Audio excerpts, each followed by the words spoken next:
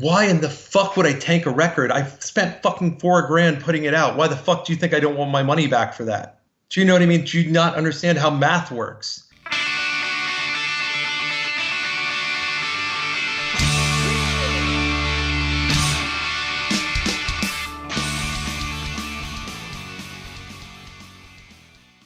Welcome, everyone, to This Was The Scene, the podcast that takes a look back at the late 90s, early 2000 punk scene.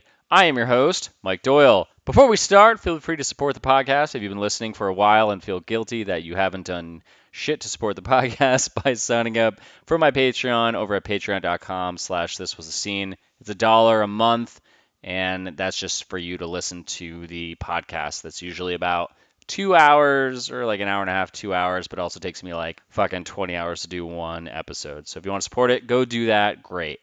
Carson July was a punk band from good old Pennsylvania, and I just can't find jack shit online about them to read as the description.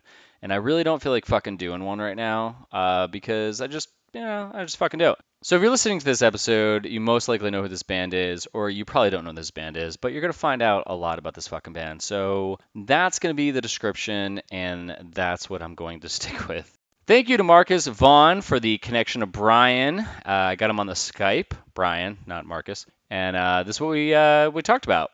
Taco Bell, 80s and 90s movies, their practice sessions, Jazz June and Gray AM, Kiss of Death Records, getting arrested with his brother, this is kind of great, the split with Tiger's Jaw, what it was like to run a record label, starting a vegan grocery store, and a ton more.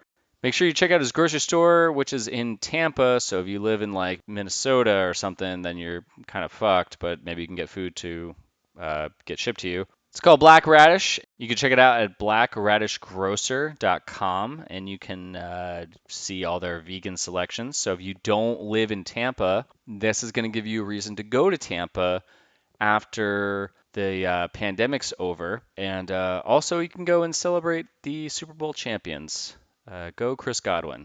Go Brady. Before I jump into it, 2 ways to support the podcast. One, you can donate one time at thiswasthescene.com and just hit that little purple button at the top of the website. 2, you can buy merch at thiswasthescene.com. And I am doing limited release merch, like t-shirt items. So if you want to sign up, just a little pop-up box is going to come up, and put your email on that, and you'll be on the list to know first what the item is, and you'll have first dibs to get that. Also, I have a webcomic called Daily Bread. You can check it out on Instagram. You go to Your Daily Bread, BRED. I've been doing this for over 3 years. This is like my other favorite thing in the world to do. I just put this book out called The Couples Checklist. It's a fun book for couples to buy, and this little like to-do list of things to see how you are on the same page and how you're not on the same page.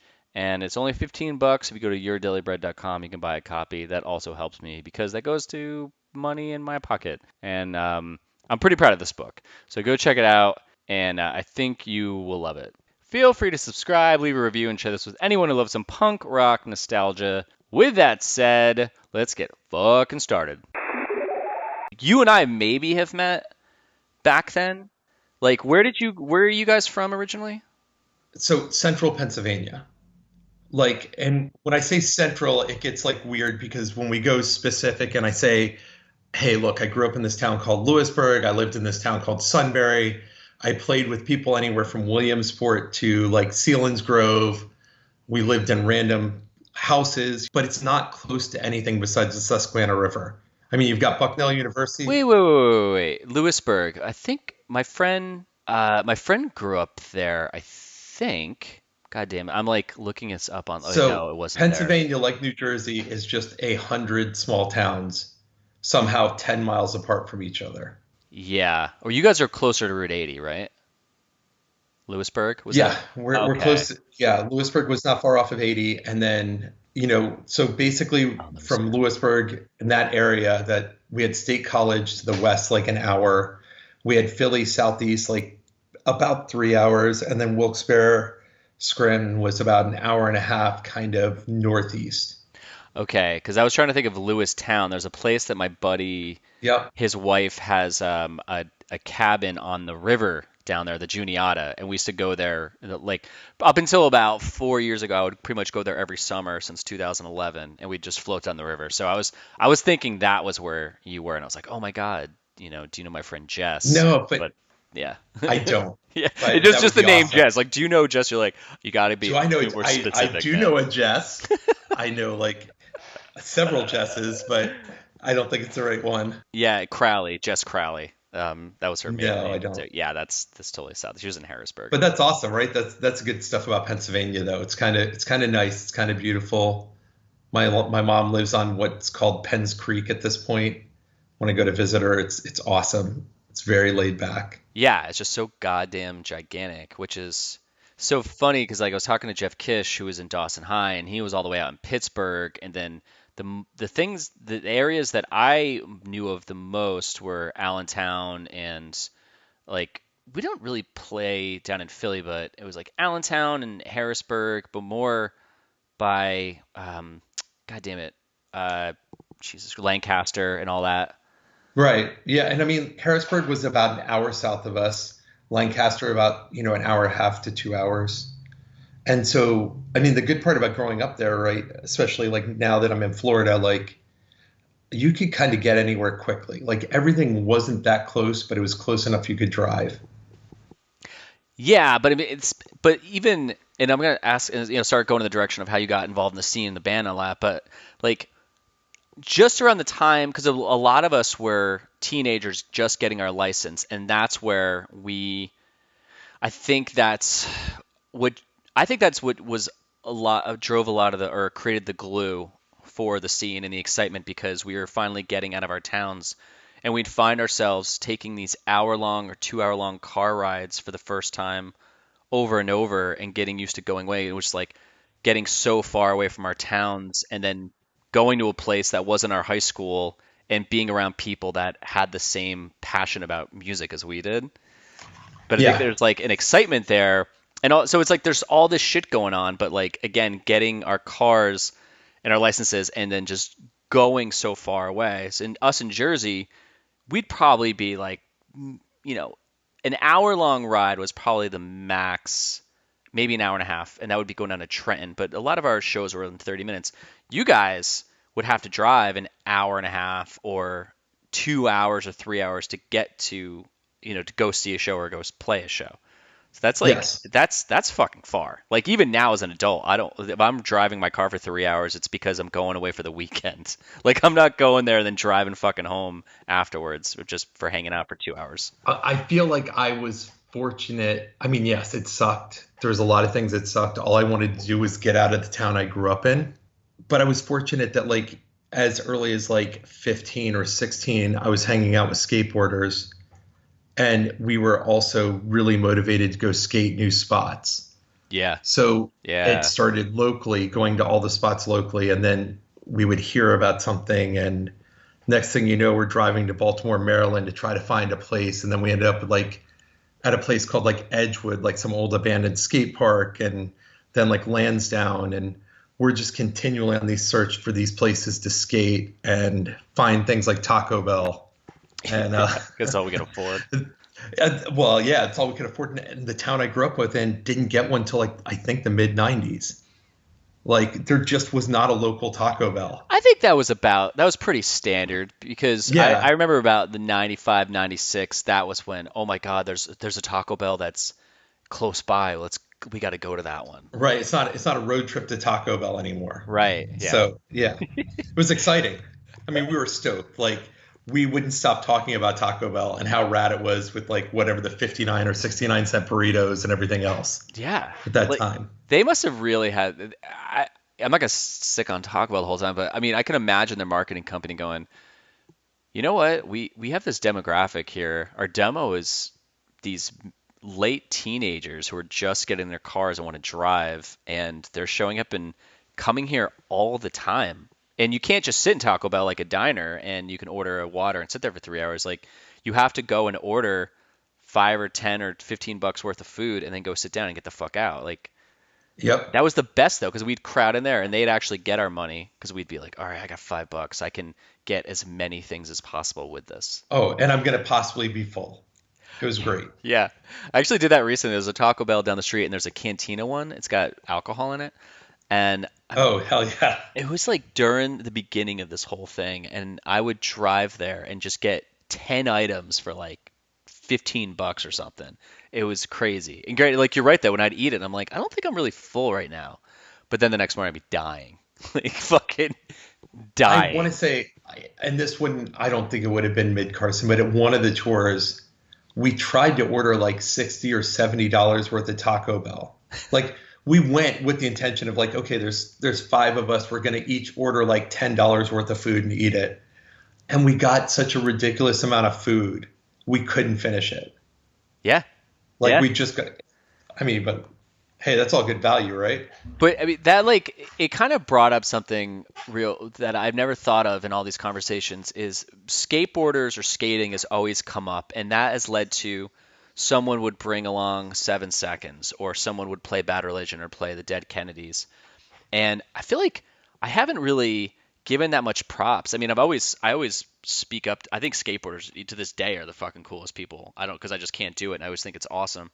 But that was such an entry point into leading to shows, I felt, because Yeah. I mean, especially in a small town, like, right, like how that's do all you you had get to do. exposed? Right. But it's also like Right. you had nothing to do but going skating. That could just keep you busy for hours in a parking Yeah. lot. Exactly. We'd find like a school, we'd have different spots we would session. And I mean, half the time we'd bring, an old boom box and batteries and play cassette tapes and listen to music. I mean, and the videos themselves, some of those early videos like the 8th Street and the Powell and Peralta, and like they end up having all this music. So here you are in this super small town, in Pennsylvania, and you're kind of dreaming. I mean, you could say fantasizing about what the future could be, and you're just searching out, this other thing, Yeah. like this bigger thing, like you're trying to escape. And yeah, I mean, that's what we talked about. My brother and I talked consistently in high school about moving to California and just living near the beach and skateboarding and playing music. So I your mean, brother's Eric, right? yes. So Yep. talk. That's a good segue. So talk about that because the two of you guys, I was doing a little research and it said that you had been playing. You had been playing in a band prior to Mid Carson July, right? Yes. And then Yep. was that with Eric, or did you and Eric come together to No, form the so at band? that time, my brother was off doing other stuff. He actually, I think he was married and didn't have free time and had just had his first kid. He was kind of younger. And I went off with some friends and we started this band called Deckard. Um, One of the guys' names was Chris Murray. There was this guy, Brian Brote. And then we had Todd on drums, Todd Fogel. And we kind of, it was kind of a punk band. It could have maybe been considered early emo. It was kind of just DC sounding, like or our weird version of what we were capable of playing, DC sounding. Wait, so this was in '94, guys. I have this. There's a website up in front of me that has that number there. Yeah, I think it was 94, 93. I know it was before 95 because if you watch the movie Blade Runner, he says Deckard 95 because he's going to the 95th floor. And just for some reason mentally, I'd hoped we'd make it to 1995. So that would be pertinent, but we didn't. That's funny. That's Or something awesome. like I could have that wrong too. Watch, it'll be like 96 or 98 or something. But it is from like Rick Deckard and Blade Runner is where we pulled that name. Was he the villain or the main guy? Yeah, it was the Harrison Ford character. It was kind of Okay. the main character in it. I'll have to watch that. I've never seen that movie. Yeah. I mean, Does it hold up? I haven't watched it in a long time, but I would hope so. I loved it as when I was younger. I will say that Better Off Dead, the movie that the band I was in, where we got our name from, that From like, movie's yes, yeah, that's still fucking hold. That movie's still great. It's still fucking good. how great was John Cusack and like Better Off Dead? I mean, of course, Say Anything, but One Crazy Summer is like, yeah, like that unsung, Hell yeah. amazing. Like those first movies are so good. No, they're fantastic. Like Uh, any movies from the '80s, I love because everyone they were so cocaine driven, and they just like didn't give a shit. And then later on, it started getting more. Oh, that's getting aggressive. But like I remember being a kid, I remember like Revenge of the Nerds was the first time I saw like a naked chick, and it blew my mind. At like, I think it was like 9 or 10 when I saw this, and I remember like that. And my parents came downstairs. They're like, "What the hell?" I was like, I don't know. Like the older kids are watching this. Like, I don't know." But I was like, "But this is amazing. This is my favorite thing ever." I mean, I never thought of it as cocaine driven, and you're probably completely correct. I mean, but there was something. Oh, it totally was. I would argue at times some of the stuff about the 80s was, yeah, there was movies that were somewhat creative and different and unique. I don't know if we've had other decades that have had so many weird movies like The Goonies and Better Off Dead. You know what I mean? Like just everything was kind of interesting. And it's probably some, like just me remembering it fondly. But yeah, I love all that stuff. Well, it's like, I guess even in talking about this, I'm thinking about all the things that when we all started coming together at these shows, like what are the things that we brought with mentally that we didn't know were really going on subconsciously? There's the skater aspect of like, why were you skating? Well, the town was boring and we wanted to get out of our town. So when we show up at these shows, we're so excited to be there. And I'd say a good amount of us probably had a shitty time in high school. So we went there. We wanted to find a place that wasn't high school. So that was cool. Check that off. And then we found like, oh, what are we going to talk about besides music? Oh, there's movies. Oh, these are so cool. But they were so quirky and cool. And I think the movies and comedies that come in now are such shit because they're so polished and there's not rough at all. That's a stretch right there. But it's like, no, but what's that mentality that we all showed up with, I guess? And what type of friends are you hanging out with? Like, as much as I'd like to be this intelligent, we're just laughing half the time, right? We're kids, we're skateboarding, we're making dumb jokes, we're talking about things that we saw. Well, that was but that was the thing, right? It was like, what are the activities we did? Well, it was renting movies in the weekend. We'd go to the local video store, so that was exciting, and then we'd sit and watch them with our friends, and we'd quote them later on, which then bled into songs or clips from movies going into albums and shit like that. That's like a little part of it. Yeah, or you've got that Misfits, the copy of a copy of a copy of a VHS tape of them playing that you've watched so many times that it's rotting down to barely.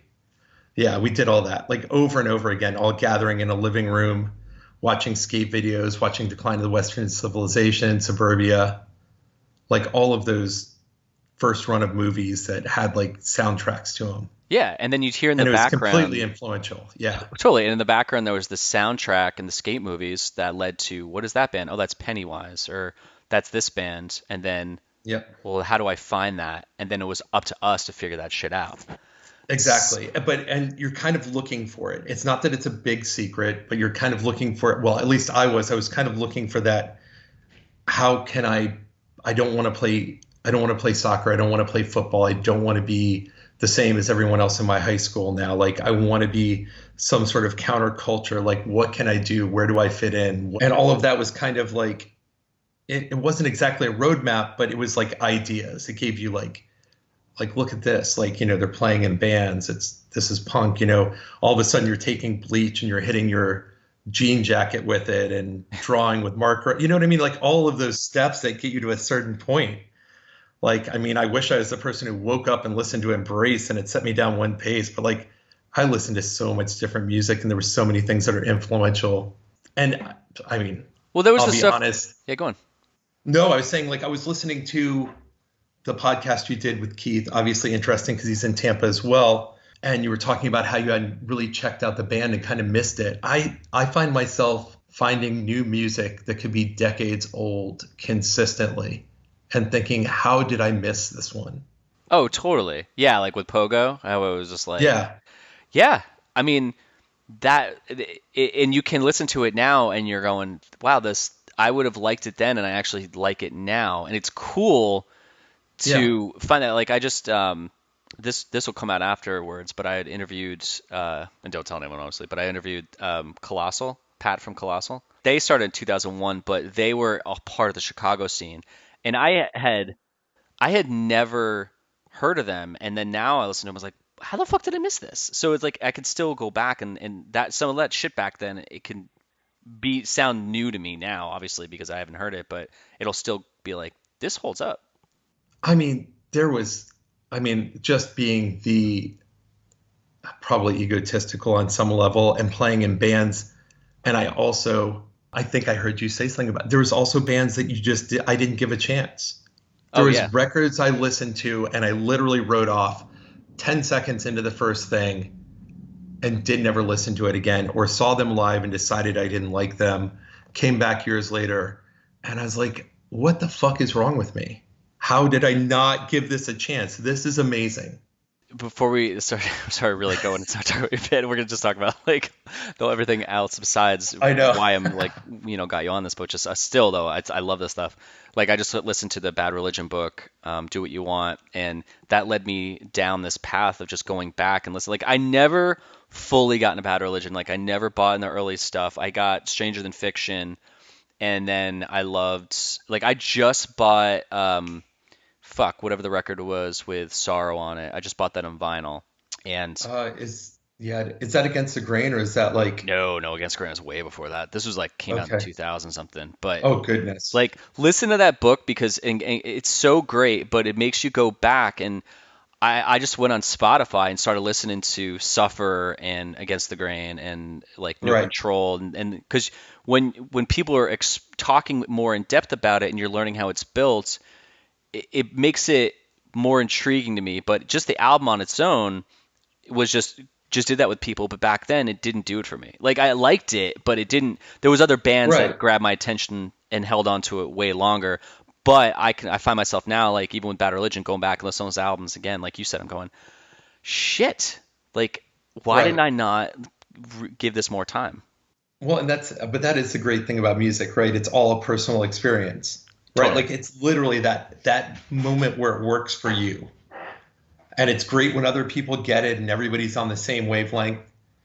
But it can be like headphones by yourself and just it hits when it hits. Like even now, listening to vinyl, that's my favorite thing. That's my time that I just zone out. I just put a record on. I don't sit there and listen to commercials because they're not involved in it. They're not Hmm. embedded in the vinyl. And then I just have it play the whole record beginning to end, and it's very calming. But it's I think vinyl is the only way now that I can sit there and just detach without having to go skip, skip, skip. Oh, another band, another song. Let me get through this one. Just like let the whole thing do what it was supposed to do. Yeah, I I love it. vinyl sometimes is like a Saturday morning, like sitting Uh, around the house, finally having a little bit of downtime, picking something, and then like mindfully listening to music. yes, Like you're that making like a full choice to sit down and do this and commit to it to some extent, because it's not going to allow you to do 50 other things. 100. That's the best way to put it. It's a mindful Yeah. way to listen to it. 100%. Yeah. Okay. All right. So, So mid Carson July. So you guys. So you and Eric, you guys are in other bands. But like, so how did the band? No, did the band form after you already going to shows, or was the band your entry point into going to shows? Even though I think you said that skateboarding was the thing that led you yeah, there. skateboarding and just this desire was the entry point of actually going to shows. There was a kid named Daryl that was a little bit older. I think he drove us to our first show in State College, and I was 14 or 15 years old. And we saw it was a band from DC. They are on one of the DC comps. There was members of Beefeater. I would have to actually look up the Fidelity Jones was the name of the band. Probably wasn't the best show. All I know is the way that it felt watching people in the crowd, that weird nervous excitement, Mm, um, yes. not knowing what to do, not knowing where my place was, scanning the room, watching a guy pogo like nonstop during the while the band played, watching other people kind of crowded up near the front. And it was so much, right? Like, but it was like all I could do after that first show was how do we figure out where the next show is? When can we do this again? That's such a great way to put that. The nervous. Wait, how'd you say that again? The nervous excitement, or like, Yeah, it was like I guess, yeah, like a nervous. It was just, you know what I mean? Like it's that weird yeah, mixture of like being enthralled and thrilled, but scared at the same time, yeah, right? because Like you didn't know what it's to do. You were going like, no, that I'm a person's very kid. I weird. mean, I may have thought I wasn't a kid at that point. I may have thought of myself as closer to an adult, but I was like 14 or 15 years old. And, it was all college kids mostly at the show, even though it was an all ages show because it was in a college town. And it was overwhelming, but it was so exhilarating and so exciting That's so badass. that we just talked about it. Like, I swear, the first bunches of shows we went to, because then we drove to Allentown and saw like American Standard, and we would just talk. It would just be consistent conversations and listening to music. And then the music we were listening to was slowly changing. then we started, I just remember like listening to things like Dag Nasty Wig Out at Denko's and stuff, and the chill in the winter air, driving like my Chevy Chevette to a show, or to go skateboarding, and how we were taking in music. And then it changed a little bit because we started going to this place called the Core in Harrisburg, and they were having amazing shows to all of 12 people that would show up most of the time. But we got introduced to a whole bunch of like hardcore stuff, and we were fortunate enough to see things like Turning Point there and Four Walls Falling, and kind of all the front side of that kind of like that posi-core stuff that was going on, mixed with a whole bunch of other weird bands. The problem is this is all kind of closer to the late 80s at this point, early 90s, and there's skinheads and stuff like that. I was And just a gonna weird ask you about vibe. that. Yeah. Yeah, I was gonna ask that because that's come up a lot recently through a lot of the Pennsylvania interviews, and like legit, that was gonna be my next question. Where did you notice that presence? Yeah. I mean, so we would go and sometimes there'd be almost no one at the show, right? Like it was so weird. There'd be like 10 people there. I think at the point we were doing that, I was probably considered myself straight edge or something close to it. I may have smoked cigarettes, but I wasn't drinking. I just remember being at a show and being offered a beer and saying no, thank you. And then we were standing over near a wall, and like a couple minutes later, a beer bottle smashes above our heads, and we got kind of attacked at that show. Holy And shit. then there's always like all the stories of the infamous, like the Airport Music Hall in Allentown, and the big fights that broke up shows. Like I was at the one that Burn played. Wait, I haven't heard these. You don't have to tell them all, but like, No, what's no. the I one? mean, so there's this place called the Airport Music Hall in Allentown. We didn't make it all the time. I mean, but it'd be a place like the Ramones would play. I went and saw Burn with some other bands there, and they just kept harassing him until he jumped into the crowd and the place broke out and we just left. I mean, but it'd be full on brawls. I mean, we used to go to this place called the Unisound in Reading that had a whole bunch of shows in the early 90s as well. Like saw Gorilla Biscuits and Shelter Damn. and all of that stuff. And so we were getting into posi hardcore, and that was kind of my first entry point into bands. So I joined a bunch of people, and we started this band called Bound by Reason, not the Bound from New Jersey, but it was kind of like our version of Central Pennsylvania hardcore band. And we recorded some songs and we played some shows. It was pretty exciting. I mean, and nothing really happened. I mean, we're still figuring it out. The recordings are pretty bad, but it was super fun. And that was kind of the first entry. And all I did was sang for that. And after that, I decided I wanted to play guitar. So the guitarist from that band and I decided to start another band, which was Deckard. And I do specifically remember, and this is an interesting way to learn how to play guitar, or at least in a band. Yeah. He told me that if I wanted to play guitar in the band, I could not play anything that he played on guitar. It all had to be different, or there's no point. That's amazing. So you don't even know how to play a chord. I mean, I knew how to play some chords, and I was messing around with guitar, but there's a certain proficiency like that you learn when you're playing in a band and learning how to like get it all together, right? Yeah. And so what could have been easy was me to learn the parts he was playing and sync up, but that is not I don't think he wanted me to play guitar in the band particularly, or he just wanted to make sure it at least was interesting if I was playing. Like, what's the point of having two guitars playing the same thing? Pluses and minuses. I mean, it formed how I played guitar and how I looked at the instrument kind of differently.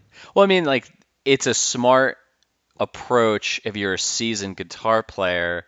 It's a hell of a challenging way to start if you haven't played a chord before and you're learning, Yes. because then you have to think, okay, well, if he's playing the structure, the power chords, and I've got to just start matching notes that sound good and have some kind of melody or something. It's like a very get up kids way of playing because they were just off on their own, and if I felt Yeah, I all the mean, time. learning about counter melodies and stuff like that, like trying to figure out what notes work and what plays together, even though I'm not like a trained musician. I think majority of us that played in the scene, like Maybe a couple of us had guitar lessons, but I think a lot of us just kind of figured shit out. That I Just mean, did our own thing. for sure. I mean, that inspiration did not, yeah, wasn't going to sit down and wait for like 2 or 3 years of guitar lessons to start doing it. Yeah, because that was the whole thing. I mean, that's the whole DIY ethic that the scene bestowed on us was I want to do this and I don't want to wait. I want to do it now. And I don't want to wait 3 years to get good. I just want to start doing it now and then I'll get better as I go along. But I want to be able to, especially the people that played bands, we were the ones watching bands play and people, other kids in the crowd were like, I want to stay here in the crowd and I want to be watching the band. And then the people like us were like, I want to be where they are. Yeah, So how do I get up there as fast as possible? All right, I'll just figure some shit out.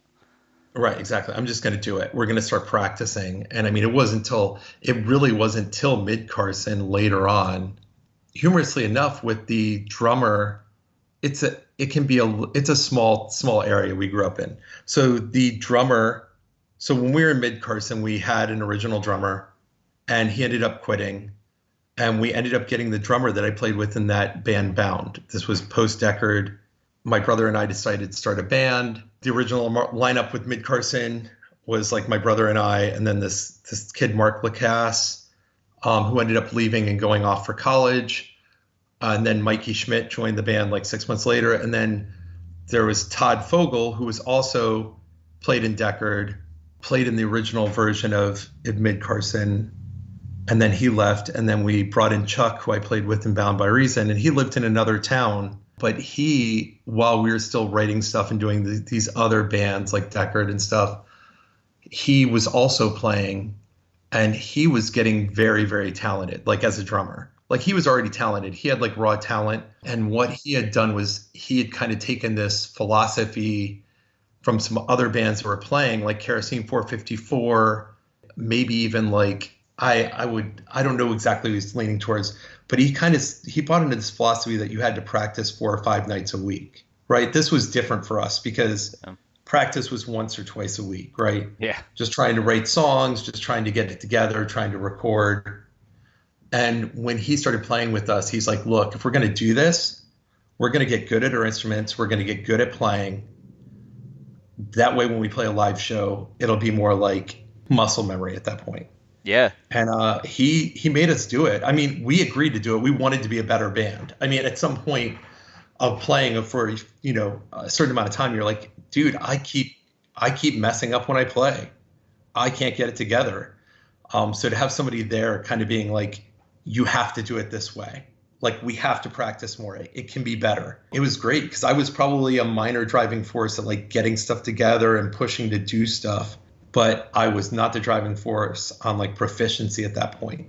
Well, what made you agree with him that the rest of the band agree with him? He brings this idea and says, you guys got to bust your ass more because I'm doing it and we're going to take this seriously. How did the three of you, how did the three of you guys just go, all right, we'll buy into that or we'll sign up for that? I mean, it was a small town. Like, what else did we have going on? I hate to say it that way, but it was like, it was almost like this in the back of your head, like this is a way out. And we'd already done a couple small tours and we were already doing some shows. And like even Deckard had done a really small tour down to Florida and we wanted to see the world. Like we wanted to just be in a van and spend all of our time that way. And at that point, that's all we wanted. So if getting there meant practicing 4 or 5 nights a week, then we did it. And, and part of that was good in the sense that like some nights we were so productive and other nights we'd be a half an hour in and we'd be like, yo, let's go get some food. This sucks. But I just can't do it tonight. Like, let's get the hell out of here. This is a pain in the ass, like. Yeah. I mean, sometimes you just feel it and sometimes you don't, man. No, and sometimes you're going to force and push yourself through it. And some nights you're like, no, let's just hang out. So we became like I would say that although family-like issues and, the dumb fights and everything else, we were like a really tight unit of people.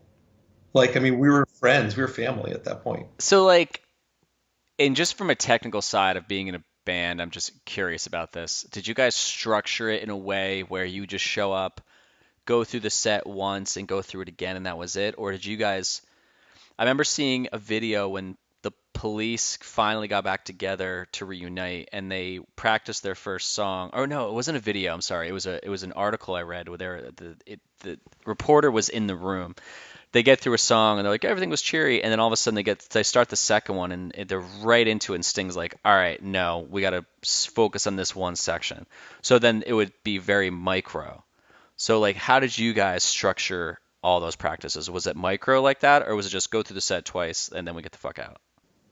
I think it depended what we were doing, and I don't know if we had it structured. We definitely had nights where we just go over the set a couple of times, especially before shows or before the studio. We spent a lot of time. So, and this is interesting because you're kind of saying, you're asking the question, and I didn't know, because we didn't go to any sort of schooling for any of it. I don't know how other bands write songs. I mean, I've only played in a certain amount, and we've always kind of written stuff in a very collaborative way. And I know from talking to other people, sometimes they'll come in and a guitarist will show up and they'll be like, here's a song in its entirety. Play this, or play these parts, or no, I don't like this, or I don't like that. We tried to keep it a little bit more as a collaborative effort. So we'd bring in different ideas and riffs, like everyone.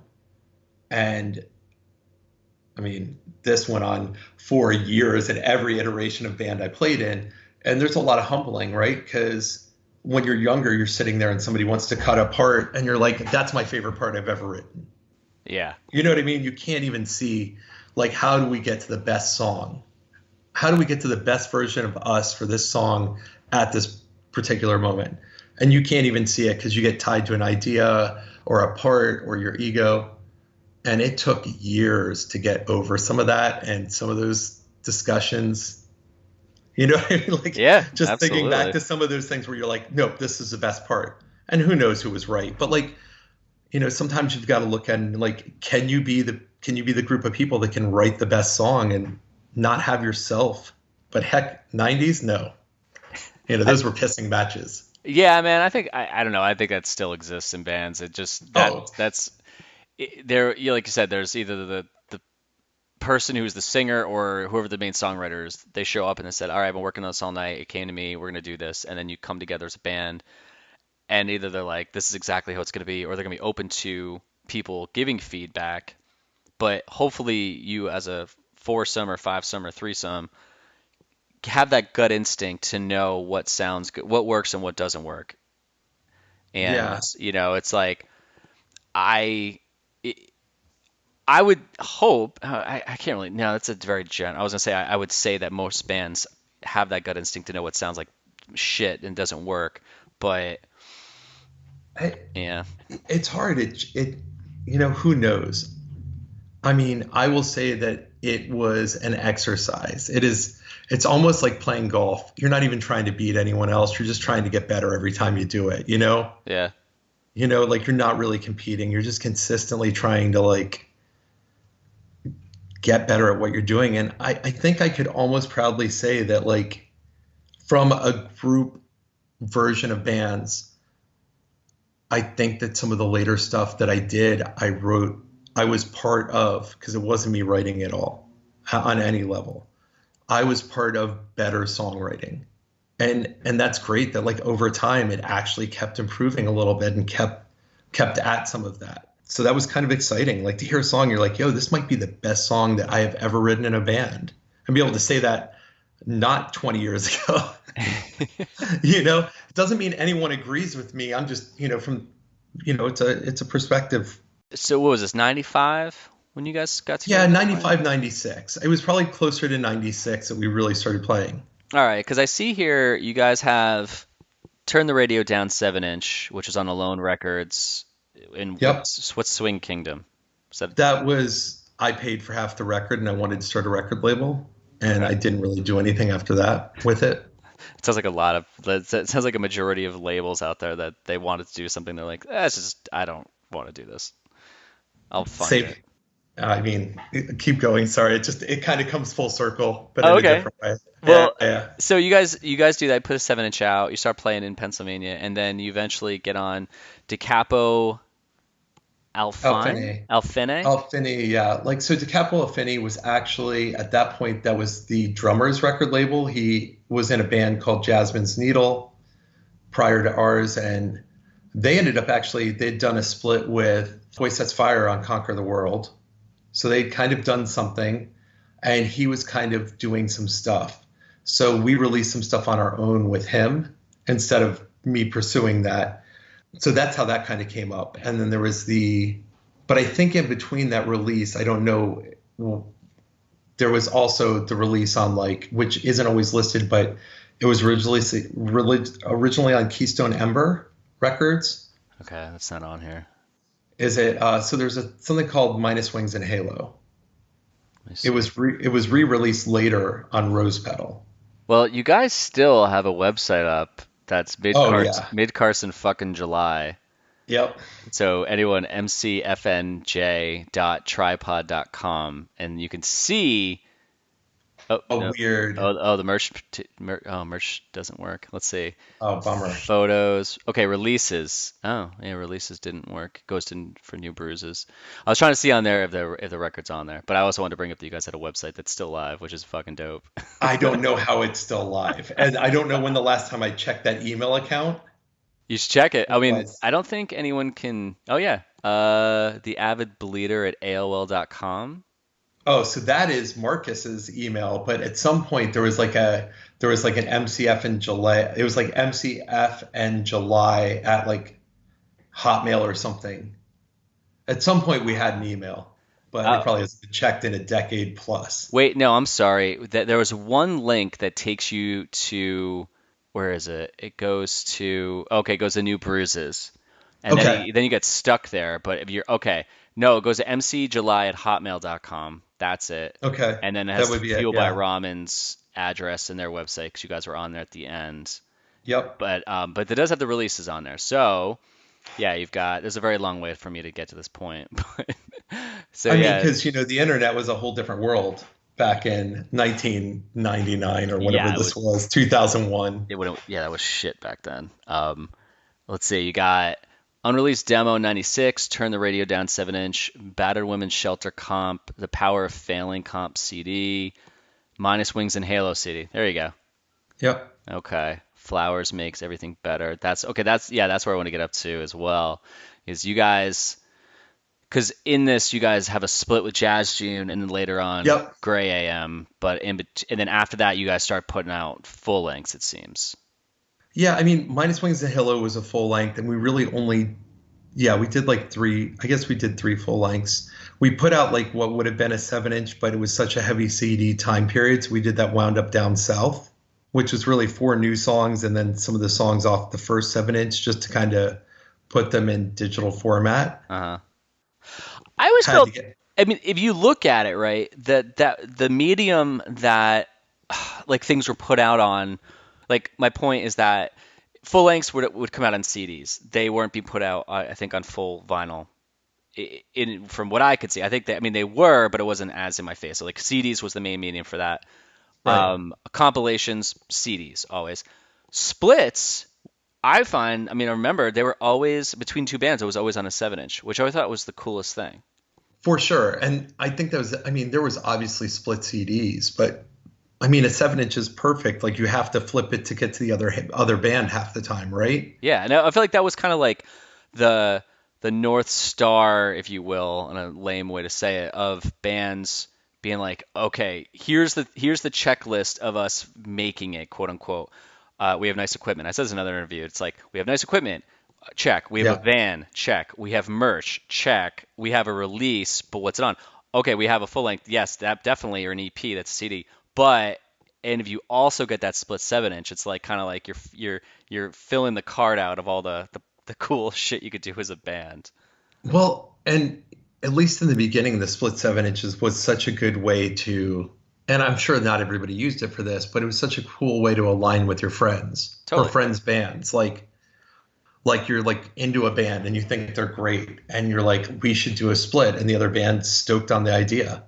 It's great. I loved it. It was a way to all be on the same side instead of be competitive. So were you guys buds then with Jazz June and Gray AM? Yes. Jazz June, we met early on and we played a bunch of shows with them and really liked hanging out with them. The Graham actually it was a bunch of friends that we live with. They're from the same town. So, Oh and shit. Chris, like Murray, and Todd Fogel, who are both in Deckard, who Chris actually did a little bit in Mid Carson July for a bit. He was also trying to think what else I played with him in, but it was later on. But yeah, they started another band. So it was just like two bands out of the same small town almost, the same small area. I always thought Jazz June started off later on. I didn't know they started in like the mid 90s. Yeah, it was mid 90s, yeah. And they just kept putting out like great releases. Yeah, what's the name of the singer? Andrew Lowe. Andrew. Yeah, he played on this Quarantunes thing in the Jersey Pop Punk Facebook group recently, and he was dude, fucking kid. My God, he's an adult. Like, I know, right? His kids and all that good stuff. yeah, like he and his son played piano at the end, and the kid just shredded. So, Heck but yeah. yeah, I remember, but his voice, I was like, damn, this guy's really good. I mean, that's the other part, right? Like, so here we are with this band and we're trying to be good. And the Jazz June, I think, were naturally good. Like, you know what I mean? Like, they're charismatic, their songs were great, they were all good players. And that's like that humbling thing. Like, you're watching them play and you're super stoked for them. But then there's that, like, why aren't we this good? Okay, that leads to a good direction because I always felt personally there was bands that we saw that we would almost not like have a competition with, but when they would write a new song, we'd be like, "Fuck, did you hear that new song that Hummel put out? Like we got to up it. We got to beat that in a friendly way." But even though we loved that song, I didn't hate them as a band. Did you find that like Jazz June was one of those bands that you did that with? Um, I think we were kind of different enough that we didn't with them so much, but I think that permeated with me for a long time, all of it. Like, it was that, like, kind of half inspired. Like, I'd Yes. love to say that it's like a friendly inspiration. Like, you see something and you're so amped up and so stoked, but then there's that little bit of envy where you're like, why aren't we doing that? Or what do we have to do to get that? Yeah, And that's just human nature, right? Like, that might be totally. the human condition, like trying to navigate how to deal with those feelings correctly, right? Like, how can I just not get bummed that somebody wrote this great song and it wasn't us? And why am I feeling jealous? I mean, or envious or whatever that emotion is, and try to use it as inspiration. So you said earlier that, and your answer was perfect. I said, what was like the driving force or something, and you're like, well, we're in this small town, which doesn't sound like a great answer. You're like, but we wanted to get the fuck out, and we had these dreams that we wanted to do. We wanted to just play in a band the whole time, which that becomes like your why. That becomes your reason, the center point that's subconsciously always there when you're trying to do things. But at the same time, so your vision is, I gotta get out of this town. I want to be in a band. I want the band to be as big as possible, and I want to do this for the rest of my life. And this is just completely a guess, but it's like your answer. Do you think that when you see a band that you just said there's inspiration, but there's that envy? Do you think the envy comes from you thinking that shit, that for some weird reason, even though it's not in my way, is going to get in my way of my band getting bigger and me leaving this town and me playing music for the rest of my life? Just for some stupid reason, I'm attaching their ability to write really good songs and my envy of that as being a fear that this is going to get in my way of accomplishing my, quote unquote dream. So, I mean, loosely, it's possible, right? I don't think that and I should probably reword that because it's like you're inspired by the band. I think what happens is when you're playing shows and other bands are popular, you're kind of trying to figure out like, why isn't that part working the same way for us? Totally. Do you know what I mean? So that's where you start getting envious and you're like, yo, how do we make this work? And then you start putting almost like undue. It at the end of the day, in some ways, it's an art, right? Like, and so when you put your art up for like criticism, right? Like when you take something you kind of put time into creating, you put it up for criticism, that's like, it's rough. Oh You know yeah. what I mean? You take it all personally. So when somebody likes another band more than your band and you don't completely get it, Yep. you're like almost like analyzing it and trying to get out of it. And I would say that me and Mid Carson struggled with some of that. You know what I mean? Trying to figure out some of that. Like like, why is this other band popular? What makes this other band so much better than us? Or why do people like this other band? Yeah, I mean, that's like the honest part, right? Like, Totally. I appreciate when bands can actually, when people can speak that openly about that. I can't stand when people can look back to 20 years ago and they still have a, I wouldn't say that I've had this issue with like the interviews, but like things that I've listened to where someone can't genuinely say like, yeah, this is the flaw that I see. Like I right. appreciate that when people can do that, even if it's present day, because it's honest and it's truthful. And I hate when people hide that shit. You're like, why are you hiding that? It's just Yeah, I be mean, honest. I don't even think it's, yeah, I mean, I guess maybe it could feel like a little shameful, like, but yeah, there's other bands we'd watch, and it was so, I think that what happens, or at least what happened for me, and this was a tough one getting older, is, when you decide to call it a day, right? When you decide you're done playing in the band, my part of my identity got wrapped up in who I was as a band person, like who I Uh-huh. was in this band. And I identified so much of my time and energy as who I am as the guitarist and a person that sang in Mid Carson July, that when it all stopped, even though I was part of the decision making to make it stop as well. I mean, this wasn't like one person having a blow up. This was us just being like, yo, we should probably chill before we just don't like each other. Yeah. Right? Like, we were almost adults. That was probably the first time we were really being adults in our young adult lives, like when we're making that decision. But like, I didn't exactly know who I was without that for a minute. Like, maybe longer than a minute. I mean, you could put that aspect, you could put that across the board. Like even if some kid played football for 4 years, or even if they played football from elementary school up through high school, and then they just weren't good enough to get on the college team. Right. Their identity is that they were a football player, and now they're not even invited to practice because they're not on a fucking team because the team didn't even want them. And And you're that's like, such what? an, I'm not saying it's easier to deal with, but it's such a known kind of like, there's tangible evidence, right? You're looking at that. They thought their trajectory There you go. was to, yeah, I know, right? Spit it out. Me and words. Oh, don't worry about it. They thought their trajectory was to be a football player or a pro football player, right? And maybe everybody's seen that, but most people, the band thing kind of comes out of left field, and you could literally write the greatest song in the world, but it's people who buy records that make those decisions on what keeps something going, or people who come to shows. I would challenge that with if you I don't know why I'm sticking up for fucking football players, but No, no, I would say that the entry point to either, like, let's stick with football. Entry point to football, entry point to a band is I just happened to do something that got me on a team or got me on a metaphorical team of a band. And right. then in that point, as a kid, you start, your brain develops and you think, I could do that. I love doing this. I want to do this. It's not like I can do this. It's like I want to do this, whatever it is. Now, not being able to keep playing football is based on you just are denied. Like you can't just go and find an independent football team and keep fucking playing. Like there is one direction you can go in. But in a band, if you're not going in the right direction, if a label's not, taking you on, it's really up to you. And you proved because you did Swing Kingdom and then you guys had your other record label that your drummer did. Like there's ways that you can get around the system and keep going, but then it just becomes on your shoulders of if you want to keep fucking doing it. True. I will agree with you on that. There is that path that maybe there's not. I guess I was thinking more along the lines of like there's movies out there representing these people who didn't make it. And the story is kind of a known story of the person who didn't make it.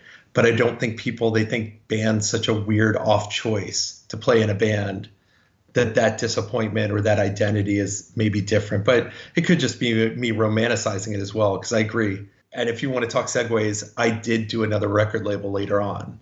What was that? I did Kiss of Death Records when I started New Bruises. Okay. And we put out about 100 records throughout the it started like 2005 and we did it to about 2015, 2014. 100 releases? 100 releases, yeah. Jesus Christ. Full lengths? No, it's a lot of splits. It was a lot of just working with people we liked. Oh. So a lot of like Oh, one-off oh, stuff. oh, oh! I thought you No, Bruises not a wrote band. I'm 100 sorry. No, albums. no, I no. was like, Jesus No, no, no. God. No, heck. Oh, I was like, what are you Jesus. guys, anal cunt? Yeah, right. To be so prolific. No, no, no. I mean, like when we started New Bruises, we decided like after everything with Fueled and after Mid Carson, I just wanted to do it the way that I wanted to do it this time.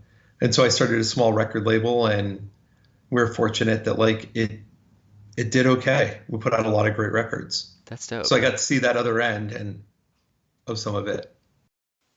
So real quick, I'm gonna jump back and I'm gonna do questions a lot, but like New Bruises, I swear I have. For some reason, I keep thinking that you guys were on Victory, New Bruises. No, Okay. no, no, no. Because I just found two CD. God damn it, what were those things called? With you kept all your CDs in it and had like the black case, the CD Oh, case. they're like CD booklets, like the Yeah. CD cases and I stuff found, like that. I found Yeah. two CD booklets, and I swear to God, I have your CD in there. And I thought it said Victory on it, but I have to double Who check. knows? I have to go and double check. It's in my vehicle. But I'll have to message That's you awesome. after. You have like a CD case in your vehicle. Well, I found them recently because my mom moved to Savannah, which is about 5 hours south of Raleigh, and I went there for Thanksgiving, and they were like, "Hey, you got these boxes of shit," and I pulled these two CD booklets out, and I was just like, "Oh, I'm gonna throw them away," and I'm like, "Wait, I have a fucking CD player in my Jeep. I'm gonna play this," and it's the most Heck fun yeah. thing. Dude, it's so much fun. Like I'll just be driving and be like, "Oh, I'm gonna put in Jets to Brazil, fucking Orange, Orange whatever, Rhyming Orange Rhyming Dictionary. Yeah, Dictionary, like yeah, go the Orange Lenny Theory, the Kravitz song jam." on that. It's funny when I listen to that record, I think I was critical of that record in a weird way. And when I come back and listen, I'm like, wait, why did it? There's certain songs on that are absolutely amazing. Oh, I love that record. When I first heard it, I thought it was, I hated it. I didn't hate it. I was like, I don't like this. And then it took me years later to love it. Yeah, it's such a weird thing, right? Like the way you like. I think I was so stuck. Like I struggled. This is a weird one. I struggled with Dear You when it first came out. Yeah, I cannot listen to that record and be like, this is life. Even now, I can't listen to it and think like, this is amazing. Like I do like the songs, but it doesn't fucking do it for me like it's done for so many people. No, and I think like 24-hour revenge therapy and some of those just I mean not great recording, but that record and stuff. I mean that's what I was expecting. So when Dear You came out, I just was shocked. Well, I think you speak for the entire scene at that exact point Yeah. because that's what buried that fucking band was But that reaction. the thing is when you meet a different generation or younger people, Dear You is the jumping off point for them. And True. they Well, don't have that. And I mean, that's just how things change, right? Like, and it's so right and so okay. It's just strange to like have that conversation. You're like, yeah, it was so weird when it came out. They're like, that record's perfect. You're like, yeah, but even if it is perfect, even if that's the argument, when it came out, it didn't feel perfect to most Jawbreaker fans. And they're like, I don't understand. well, because And they you're didn't like, understand. They didn't do the same timeline to get there. And again, exactly. I can't speak Which for is this. so okay. Yeah. Yeah, like I can only speak this from an outside perspective, not a person who was in it. And granted, like all the rest of the Jawbreaker records, again, I like a lot of songs. I can't listen to a full record of any of theirs and go, this is the life changing one. It was listening to Jess Brazil. That's when it wasn't life changing. But I'm like, I will listen to this over and over and over again because I think it's fucking great. Yeah. But I think sometimes though, like I think See, there's that's the question, right? How many records have you done that with? Like oh I man, can so name many. certain records that were so. I mean, Sunny Day Real Estate Diary. I mean, Yeah. how many times in 1 year could I have played that record? How many times in many years? I mean, Fucking, I yeah. agree with that, but like when it first came out, I think that I put in other records and I'd just be like, it's just not as good as Sunny Day Real Estate, and I'd just take it back out. I mean, it's almost like having a really great meal at a restaurant and then you go home and make something on a Tuesday night and you're going, this just doesn't, I can't do this. Like whatever that meal that someone else made was so much better that's I trumping know it. it's just So, crazy with- that it with takes the- like a full 6 months to keep eating the same meal and not wanting to change it up. Like, Yeah. Yeah. But yeah, I mean that like there's records like that, and that's all. I mean, who knows? So to kind of like bring it back in, because I like again, I love this conversation. I love where it's going. I just want to like just Yeah. be aware of people like really being like, I want to learn more about Mid Carson July. So I like apologize to someone listening and I'm not like giving you that. So like, what was the inner like the behind the scenes like with you guys through all those years? Because you said towards the end you're getting like, all right, man, we're getting a little weird, so we should stop this. All right, so we have two siblings, right? Like Eric and I are 13 months apart, like just over a year apart. We're kind of we've always been kind of best friends, and then we've always had some sibling rivalry underneath the surface, Yeah. and that came out horribly a lot of times. We were at one point during Mid Carson July, we were 100%.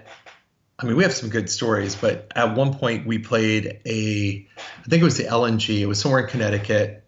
We were both drinking, and we got in an altercation that ended up as a fist fight in the street, and we got arrested and taken to jail that night.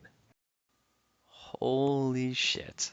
Yeah. So, and I mean, it was like a good, like fun fight. Like, I mean, and this isn't current me. It's just kind of funny story. But like, yeah, like at some point, I don't know, he said something. I said something that was really shitty and probably put him down in front of people. I don't remember what I did. He got in my face. I said something back. I literally was like pretty inebriated, and he popped me in the mouth. I felt blood. I drew like blood out of my lip, spit it in his face. We started a full-on fight. And like at some point, it's hard to place it all, but at some point I had him pinned down. And you have to understand, my brother was probably a better brawler, or at least looked like a brawler more than me. Because he had all the tattoos and everything else, and I didn't as much. And so we're fighting, and I've got him kind of pinned down, and I'm punching him in the face, probably saying something really stupid. Somebody goes to pull me off, and he almost knocks me out. And as he comes for me, I literally kicked him in the face, and he ended up with like broken blood vessels across his face in the shape of a footprint. Oh my God. And so we're literally, and people were kind of trying to stop it, and our closer friends are just like people in the band, like Mikey and stuff, like people are like, we have to break this up. And they're like, oh no, this has been coming. Just let this happen. This will be the best thing that could have ever happened to these two. Because this shit has gotten way too tense. Like, they need to just fucking do this. And here we are, we're in jail, right? We're locked up, and it's this shitty old Connecticut jail with like, the like oil paint and tons of layers on it, a flat metal pan that you're kind of sitting in. And in true form, that was Eric and I, we're just sitting there, and I'm like, and he's in the cell next to me, and I'm like, yo, and he's like, what's up? And I'm like, sorry, man, I was being a dick. He's like, yeah, no, it's cool. I was like, yeah. It's like, yo, this sucks. And I'm like, yeah, this sucks bad, dude. Like, what the fuck did we do? Do you know what I mean? Like, my brother and I would get into massive fights occasionally, and then we'd sit down on the couch afterwards, and we'd be like, yo, what do you want to watch on TV? So it was really like, it was kind of like that. And, that's probably like a weird, but this, and I would love to say that's the only time I've been arrested and spent the night in jail. But on the whole fun other Mid Carson stories, so people knew what the inner working of the band was kind of like, Yeah. we went down to Florida and we played this festival in Gainesville. This was before Gainesville Fest. It was out actually in like Micanopy. Like, they'd put on a festival, and we drove all the way down there, and we were hanging out with some of the people from like we're hanging out with like Chuck from Hot Water Music, and it was like Caleb, he played in that band, like As Friends Rust and stuff. And we were hanging out, and they're like, yo, we should go swimming in this one pool. So we break into this pool to go swimming after midnight. There's a massive group of us. Police show up, and everybody scatters. On our way out, we get caught walking out of the public park. Now, they can't really prove that we were in the pool, but they're just like, what were you guys doing there? Like, the public park is closed after dusk. Like, you can't be in here. And instead of just kind of like rolling with it, I'm with the group of people with Chuck and Caleb and my brother and Mikey. Chuck and Caleb and my brother decide that the best course of action is to taunt the police. Oh. And they went on, and like, it was just questions like, well, if you weren't doing anything wrong, why are you wearing dark clothes? And they're like, you're wearing dark clothes. Oh, they're like, yeah, but we're the good guys. Who says you're the good guys? And it just was like, guaranteed this isn't going to go well. And they just kept taunting. And eventually they threw us all the back of cop cars and took us in. And we spent the night in jail. Like, because we weren't from Florida. Mikey at the time wasn't 18. So he couldn't spend the night in jail. Somebody had to pick him up. So, and the other two just got like, because they were local, they just got cited and had to, pay a fine. But Eric and I, we had to spend the night in jail because I guess they considered us a flight risk. I don't know. I mean, the only good part was we didn't have to pay a fine. But it was a super odd experience to sit there in jail. And like, I'm exhausted. I'm passing out. My brother's super paranoid. He's just sitting up all night, eagle-eyeing the entire room because we spent the night in a drunk tank, right? Like, so it's like 20 people in there. And you're listening to people tell stories. And I mean, there's some like that real world, like funny stuff. Like somebody's talking about how they're going to tell the judge to fuck off and all this stuff. And they're just talking mad shit, just, kind of pumped up about how they're going to do it. We got behind one of these guys in line, and it was like video court. You had to see like a judge on like a video screen or something, or like a TV monitor, because they were just cranking drunks through and, just low charges. And like, as soon as he gets up there, it's all, sir, thank you. I didn't do anything wrong. And we were just giggling. Like, we're just kind of, I'm like mid-20s at best. And we're just giggling. And we're like, what the fuck did we get ourselves into? Like, we just spent the night in jail. Here's some guy that's saying how he's going to like kill everyone. And he's literally, playing it up in front. It was just the oddest experience. So we had all that fun, like, on both. This was also the trip where they had Mikey freaked out because they started talking about alligators, and they were having him zigzag outside to practice running from alligators, like some of the kids in Florida, which to this day I can't tell if it's a real or a joke, but they're saying that gators can only run in like a straight line. So if you're trying to escape, you have to zigzag run. So he's out there practicing just to make sure that a gator doesn't get him. Just in case, because you guys are in Gainesville at the time. There's such a presence of gators in Gainesville. I mean, I could be wrong. I guess there is, but like, your interaction with them is so limited, if at all. They're not rolling up on your front lawn and coming at you. They're just around. Well, that was the same time, though. That's like, that was what you would get when you'd go to these local towns, right, super far from home. You're going, the common thread was that the shows were the same. It was a band played, local kids came, they danced around, or they'd be into it. It would be like, it was the same setup, but then getting to talk to the locals, you got to see how different shit was across the country. Where some states you're like, these guys are pretty cool, but then here you're like, I know like Southern Illinois, I'm like, these kids are fucking weird. Like, there was such a hard difference between where Route 80 cut across that state and everything south of there was just like, that's Scaryville and Coolville is north of here, so let's stay by Chicago. Well, it's weird where people liked your band too. Oh, totally. It was strange. You'd think that you could map it out and figure it out, and then like, we would just do well in certain areas and we could go the next town down and nobody cared. Did it ever bum you out? Actually, sorry, finish that and I'll ask my question. No, that's it. I mean, did it ever bum you out where you knew there were spots where it sounded like it was the place where you wanted to be loved, like Chicago or California or I don't fucking know, like even Gainesville? Like, there was these bubbles around the country where you would hear that it was such a cool scene, or the kids there were so awesome and they loved all these bands, and you showed up and you played and you were so bummed out because they wouldn't give you the time of day, and you're like, God, that's such a fucking bummer. I mean, yeah, for sure. I mean, like, trying to play New York City ever was its own nightmare, right? Like, you have this entire like generations of New York City music, and you're just like, can we please just play a show in the city at some point? just trying to figure out how to do it. And even Philadelphia was really tough.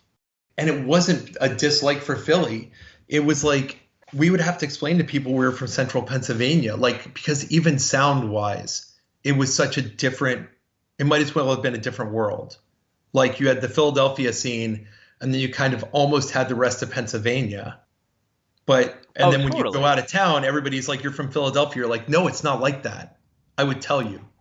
I mean, Pittsburgh definitely had its own little scene going, maybe Erie, Scranton, Wilkes-Barre had like a kind of a, it was probably closest to what we would have almost considered a hometown after a little while, because all the kids were so supportive and so stoked on everything, even though maybe State College was a little closer.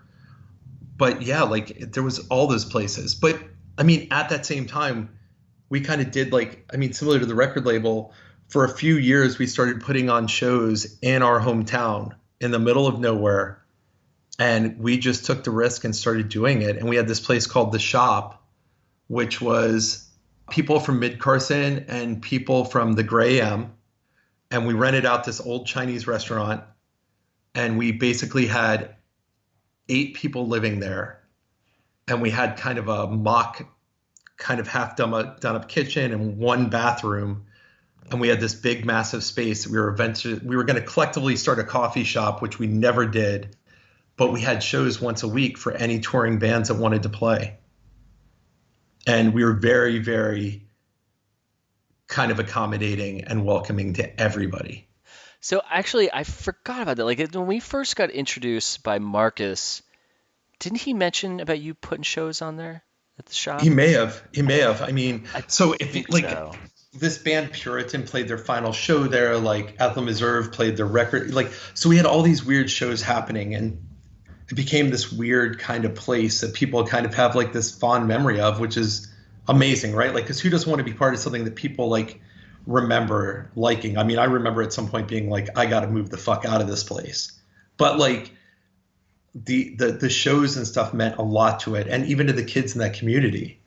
It's kind of cool to see people like, there's this kid, Gordon, and I know that Keith talked about it a little bit. He recorded that Jawbreaker record on cello, right? He did those Jawbreaker covers on cello. Okay. Oh, yeah. Got released on New Granada, right? Yeah. Well, he grew up in the same place that we grew up, in this small town. We talked to him at the last fest in Gainesville we went to, and we were hanging out because he was there and he played, and he was just like, yo, if it weren't for you guys, I don't know if I would have.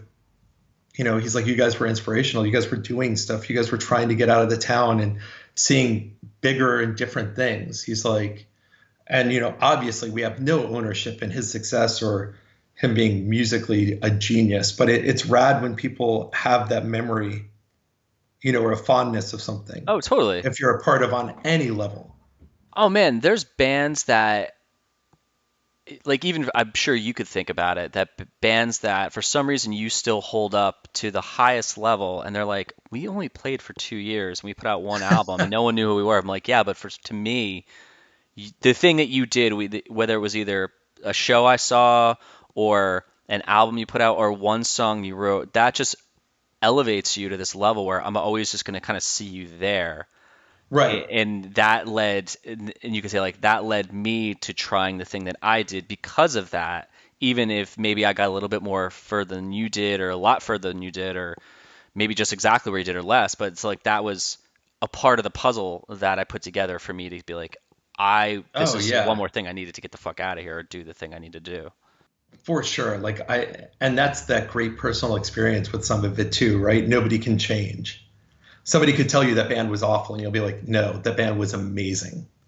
Oh, right? Absolutely. You'll argue with them to death. You're like, no, fuck that, fuck you. Yeah, exactly. Even though you realize it's such a weird argument because who can define that? But totally. It's all personal preference, like you said earlier. It really just comes down to, even when someone puts out an album on Facebook and they're like, I don't like this, you see everyone chime in, but they're not arguing for anyone else but themselves. They're like, well, this was why it's so great because when I was 10 years old, you're going, but that's what you're bringing to this conversation. And it's relevant, but it's kind of irrelevant.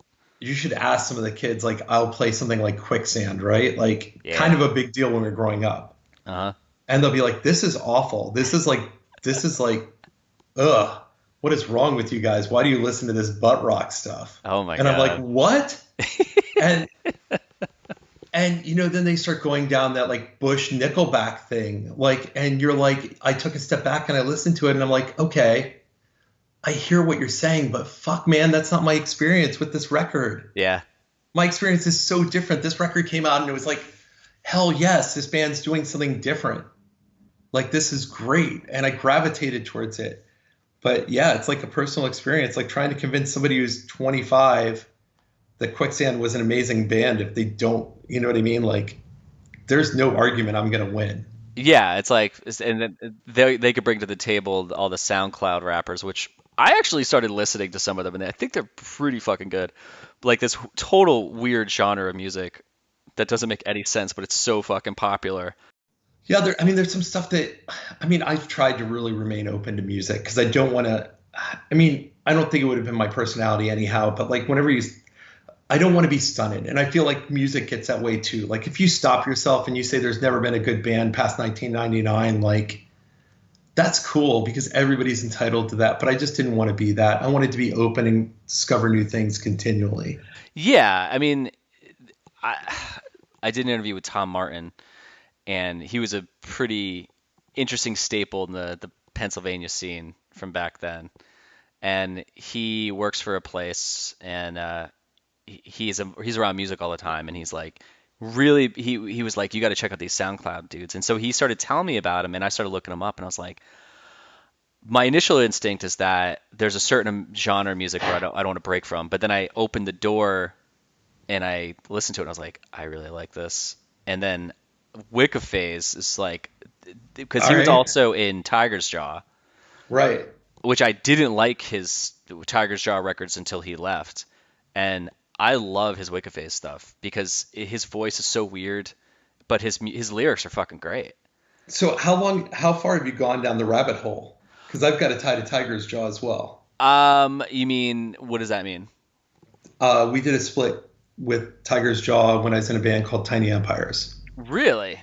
Yep. No shit. I got into Tiger's Jaw. First heard of them probably about 6 years ago. Like when I was married, my brother-in-law at the time, who's still in the music industry, he would throw things at me all the time. He was like, check this band out. And I'm like, I don't get this sound. It wasn't until Spin came out that I just like, wow, that band's great, which is so different from all the other records. But right. Yeah. So what year did you guys do a split? It was probably like 2012. It was on Run for Cover. Yeah. And it was pretty great. That's before Charmer. Yeah.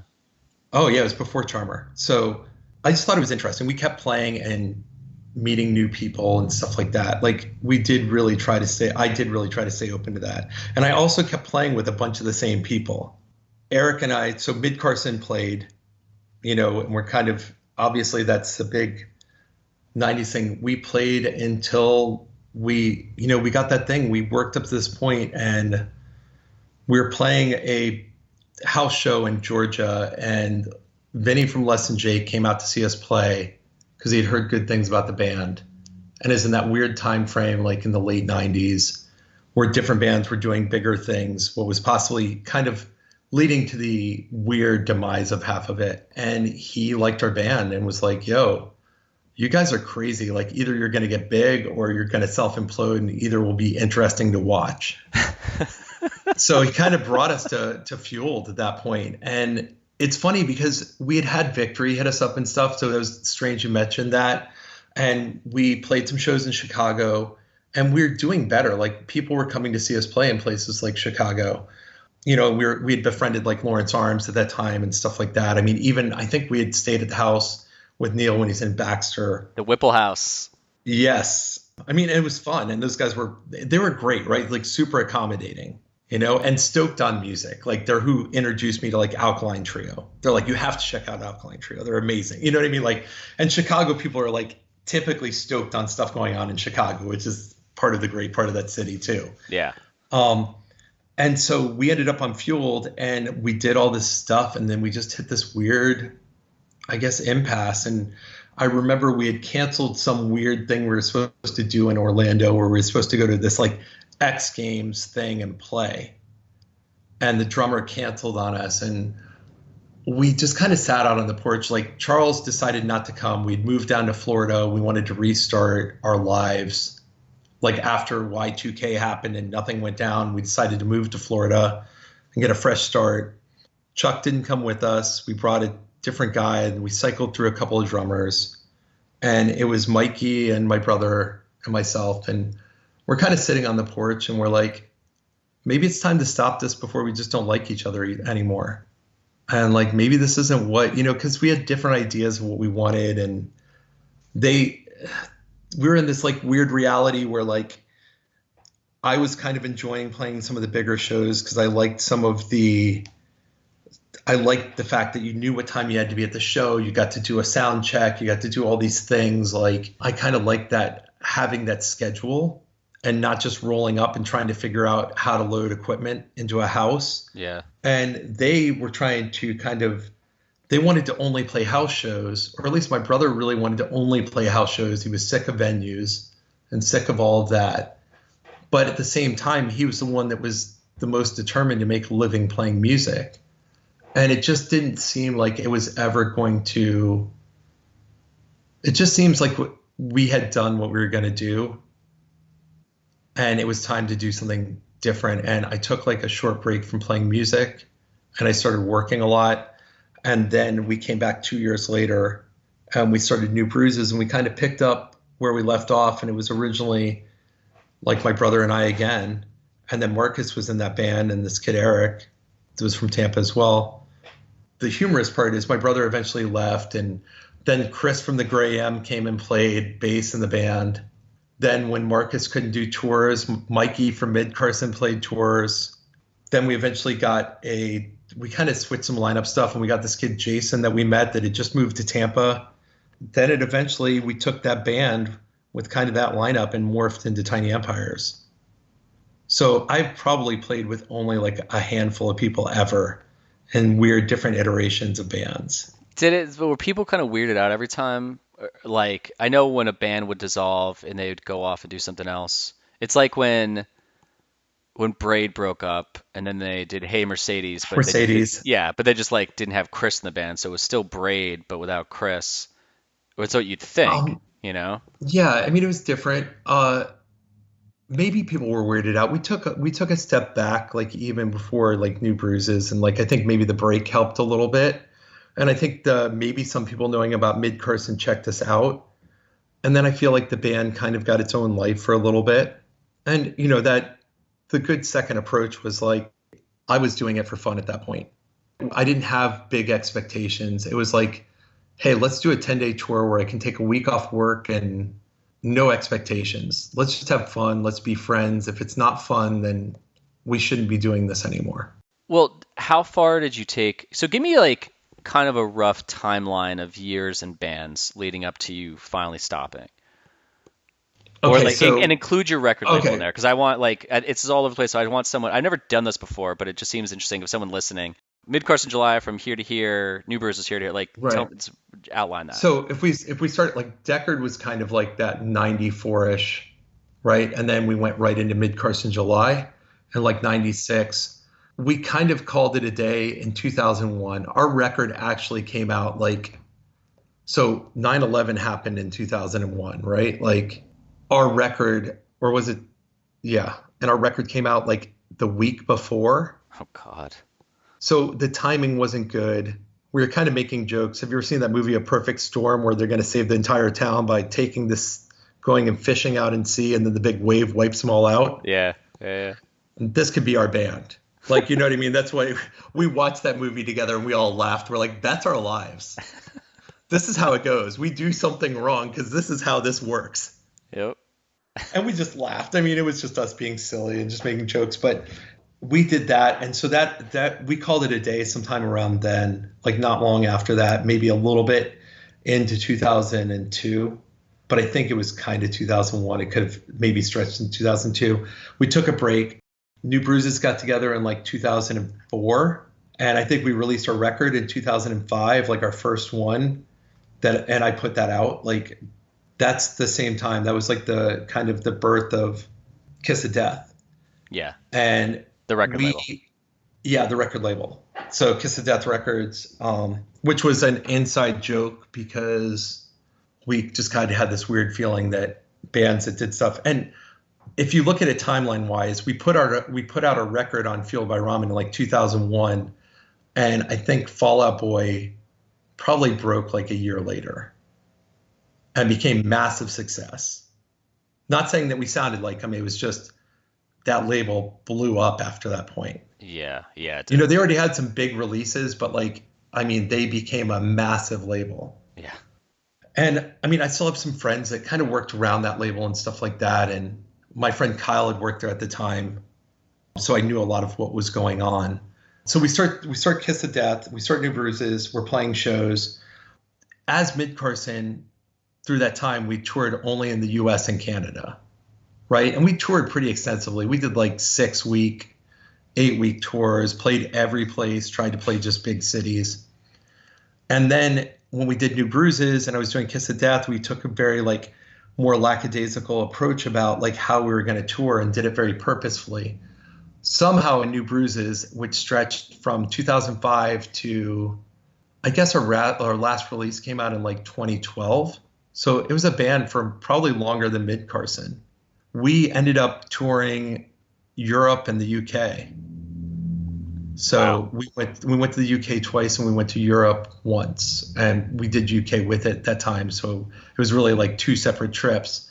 We got to do a lot of cool stuff, and we were trying to set up something in Japan, and we talked to some people in like Mexico, and we were kind of doing other stuff.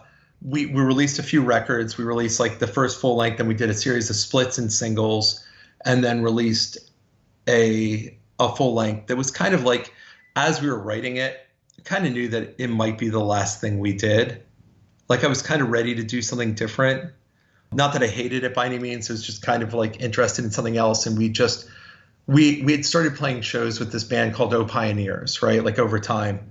The singer in O Pioneers, we started being a backup band because it was pretty much him at that point. He'd use other players. So New Bruises was filling backup and learning all those songs and playing O Pioneers shows.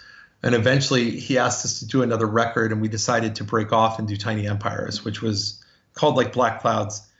And this is around that same time frame, like 2012, that we started getting all this stuff together.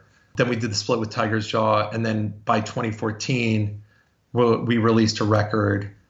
And I think we really only played a couple of shows on it. And that was pretty much the end of me performing and kind of releasing stuff.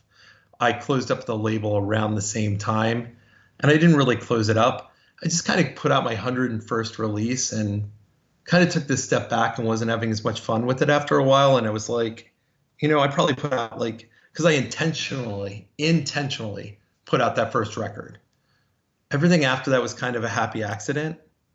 And I was just kind of like laughing, like, you know, I probably put out 100 records more than I ever should have. But I did it. It was an experience, man. Like I did all the different things that I kind of set out to do. And some of them, pretty proud of most of it. Like, I don't know how it was all received, but it was awesome. You know what I mean? And there was tons of helpful and super awesome people along the way. I mean, I'm looking up Discogs and it has all your releases on it. And well, I mean, it says it does. Before I start wrapping this up, what's the Plow release you guys did? Oh, they hit me up about doing a 7-inch. This in 2012? Yep. And I was so amped because we had played with Plow way back with Mid Carson, and I thought that band was incredible. That CD, which I obviously will never remember the name this quickly, but the one with like the chessboard, the like kind of like hand drawn one with the chessboard and the 2 characters on it. Well, I'm cheating. It just Plow. It just says it's Plow. That's one in 95. It was on Creep. It was on Creep, and it was like if you treat me like shit, then I'll love you forever. Oh yeah, that song. Yep. Yeah. We listened to it so much. So obviously when they hit me up and was like, hey, we heard about your label, would you be interested? We were like, yeah, of course. That's crazy. Over time, it seems like a lot of bands started getting back together, and that wasn't really the purpose of of like the record label anyhow. I was really actually more interested in working with new bands that were kind of doing new stuff. I'm not, believe me, I something like that pops up and you're like, yes, let's do that. But my whole thing was a record was really like, yo, like we can only make a band. We don't have the ability to make a band popular. No. Like we're pretty much like a credit card. Like we're gonna pay for everything and we'll do work to try to get it out there and get people to check it out. But it's on you to kind of steer the destiny of your band. And I'm telling you, this is a band. Like as somebody who played in bands and thought it was the record label's problem. It's so funny if you just from interviewing so like record labels and hearing both sides of it. It's hilarious to me because some record labels say exactly what you said, and then some labels are just you saying we're a credit card. I interviewed Seth from Negative Progression, and his came out probably about like his is gonna be at this point by the time yours comes out, maybe like 5 episodes prior. And he has this quote where he's like, Gabe Supporter from Midtown said to me, a record label is just a bank. And he's like, that was just like the coldest shit to me because I thought it was so much more than that. But I I think the two mean, of you guys are on the same page though, that you can only do so much for a band. If the band's gonna sit around, it's not like, oh, we're on fucking Fuel by Ramen or we're on Equal Vision Records. Just because of that, that's gonna blow us up. It's like, no, that's gonna help you get distribution more, but you still gotta write really good fucking songs, and you and, actually and have to have it, whatever that thing is. yeah, whatever that it is. And I mean, so you get label recognition or you get name recognition or you get exposure. You do get some of those things. And the label even probably helped with some of that. But, you'd have a band call and say, I don't feel like you're doing enough. You purposely tanked our record. Yeah. And I'm like, why in the fuck would I tank a record? I've spent fucking $4,000 putting it out. Why the fuck do you think I don't want my money back for that? Do you know what I mean? Do you Yeah. not understand how math works? And then you'd have other bands sending you, they'd go on to like a record plussing plan and they would come up with what it costs to do a record, right? Yeah. And they'd be like, you're getting rich off of us. I'm like, oh my God. Okay, so let's play this game. I did 500 releases. Maybe I pressed 1,000 covers because I'm hoping that for that extra $100, we'll do another run of them. And I have to do inserts and I have to do mastering and we have to do lacquers and we have to do all these things beyond the price that you see for 50 cents for an LP. And you add all that up and guess what? Until we sell all of them, there is no money. Right. Like you're saying that this record is, you're thinking it's this much. And even if I do the sheer numbers of what I have in stock, they're valued at this per record. But if they don't sell, they're still just kind of vinyl with a jacket around them sitting on a shelf. Yeah. They have no value until they go out the door. And then you've now diminished, and I put no labor cost on any record ever. Like, but you're basically telling me I should do all this for free. And I was okay with that. It was a hobby. Like it really was a hobby. It was funny. I did an interview as a label at one point, and somebody's like, what's it like to have a record label as a job? And I'm like, I have a full-time job. This is a hobby. Do you think that, I mean, this is like the black hole. This is where I put money that I just don't like, obviously, that I don't have anything good to do with. So I just funnel it this way and see if I get it back one day. Um, so it's an interesting thing, and you want every band to be successful. And for some reason, they get some of the bands. And I mean, look, I deserved every part of it because I'm sure I did the same shit to a label. Like thinking that the label didn't work hard enough and there's a reason the record didn't sell well enough, so I'm sure it came back. But it is a weird perspective, like going on the other side. I'm glad I got to experience it. Well, it kind of goes back like before all this, like you and I are having just a conversation about like, life and shit, before I Yeah. really recorded and stuff. And it goes back to like I was stating just my viewpoint on things. I like to try to see both sides as much as I possibly can because I can't be too aggressively on just say like this is where I am, this is how it is. It's like no, there's always another side to it. If you can hear the other side, and sometimes you're like, okay, that's just really fucking wrong. But sometimes you're like, okay, yeah, I can hear it. Like knowing what it's like to be in a band and having a label, which was like a person just basically just funding some shit that they wanted to put out, and then having this argument back and forth. You're like, well, where's the next release? They're like, well, you didn't fucking put out the rest of them. And then you're like, yeah, but you're the record label. That's your fucking problem. It's Yep. until you actually are on the other side, or you're just open to listening to it, that you go, okay, like, all right, well, we're a team here. So how do we work together to Right. make this happen, right? Yep. I agree. And I'm sure there's things I screwed up, like for sure. But like in general, I think everybody's intentions are good going into it, Right. and they're hoping for the best. And so on the third wall of all of it, just to follow it all up on the maybe, I don't know if it's interesting to people or not, but like, so post record label, post band, because we did that in 2014, kind of stopped playing. I've had a small business and we do like kind of AV stuff. Like, I mean, it is AV stuff, but it's like working in like conference rooms and kind of installing equipment for like video teleconferencing and stuff like that. But the interesting note about all of it is past all the bands and everything else, when you talk about, I mean, I feel like I'm semi-charmed, right? Like I feel like this is a great ending. I work with Mikey and Chris and Jason still to this day, and we all work together. That's too funny. So here we are like in 2021, and we all still hang out and we all still talk and we work together, and it's its own weird continuation of everything else. Wait, so isn't this your company I or mean, yes, I started the company. I actually started it with my brother, who kind of quit early on and then came back, and then he moved to Connecticut and he has his own construction thing going on now. uh-huh. But yeah, and we just kind of got into a weird niche industry, and as jobs opened up, I kept bringing people in. Again, after having so many conversations, I hear the beginning point of someone getting into the scene or getting into music, and there's this seed that was kind of planted with them of what they wanted to do. And then later on in life, sometimes this crazy shit works out where I'm going, in the conversation, I'll be like, now we go back to the beginning. You said this. Isn't that crazy how this happened? They're like, I never thought of it like that. It's almost like with you, it's kind of hilarious because it almost seems that you guys trying all these bands out, it's like, you know how we can make this work? We just stop writing music and we do something completely fucking different, and that's what's going to work, and we're going to be able to live off of this. So yeah, I mean, not exactly, because I do miss the creative, like more than touring and playing. Like I miss getting together with people and collaborating and writing music.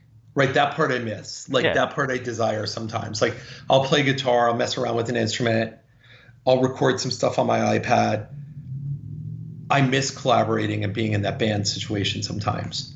But the funny part is we put some of that effort and that drive into other things, and we've been mildly successful at it. And if you do look at it full circle, if my goal was to get the hell out of that town, I did. You know Exactly. what I mean? Like, even if it wasn't exactly the way I thought it would be, even if it wasn't glamorous, like a bunch of us don't live there. And I mean, it's okay. Like my friends that still live there love it. Like a lot of them, some of the people like Mikey and Jason and I, like I said, who played in some of these bands together, we literally still do things like take vacations. Like we went to China last year. Well, not last year. I think of last year, like 2020 didn't happen. In 2019, we went to like Shanghai and Beijing just to travel together, because if we're not going to play in a band and we're not going to see the world from that vantage point, we're still going to go out and do the things we intended on doing. We're still going to travel, and we're going to still experiencing like new coffee shops and new places to eat and new experiences and shows in other places. I mean, because I didn't even go over like when we were in Germany working and we played shows over there. Like, I mean, we have all these weird chapters that are probably too long, but I do feel like I've been pretty fortunate. Like, it's been a pretty enjoyable ride so far. I don't know, man. It's pretty cool. It's just, it doesn't, it's not always going to be linear, but No, it's cool though. Again, just tying this back to you guys saying maybe we should end this because if we keep going, we're not going to be friends. right. And but that was going in that direction with the creative thing. But then now, not still doing things together, but you found what's the thing that we can do where, again, I don't know from a business standpoint if you guys have arguments or if it could be a pain in the ass, but if you're doing it, there's like this balance of, do we get along? Okay, check. Are we able to survive? Because in a band, the thing that also helps break it up is that we're going broke. So if you have a career, we're like, okay, we can actually pay bills. Okay, check. And cool. And we enjoy what we're doing. Like it's pretty great. And it branches off into weird other things. Like one of the guys and I started like a little vegan grocery store in town. What? Dude, you got a hell of a fucking you're like one fucking driven fucking person. It's not me. I'm a crazy person is part of the problem. The people know we tell you how crazy I am. But like I just respect people who start things on their own, even depending on what that really looks like. There's people just take initiative and go, I just want to try this, and it might be fucking hard as fuck, but they just do but it. I mean, isn't that the thing? Like it goes back to I want to get the hell out of this town. How are we going to do it? We didn't know another way besides play music and start doing it. So Doing it yourself. it goes back to like we didn't have a great blueprint, right? And it probably permeates to this day. We probably don't have a good blueprint or a plan, but we'll see something somewhere else, or we'll experience something, or we'll talk about an idea. Because it's not just me. Like I'm not the one doing it. Look, if it was be like me on my own, I'd be destitute somewhere living in a hotel room probably. I have all these other great people and friends and people that support and work hard and stuff that are part of all of it. But like, so you're sitting there and you're talking about something, and the grocery store wasn't even my thing. That was more Mikey. I was just on board with the dream because it sounded great. I was like, yo, like, yeah, like we should do it. Like, let's talk about this. And he just had this idea of something that needed to be in Tampa.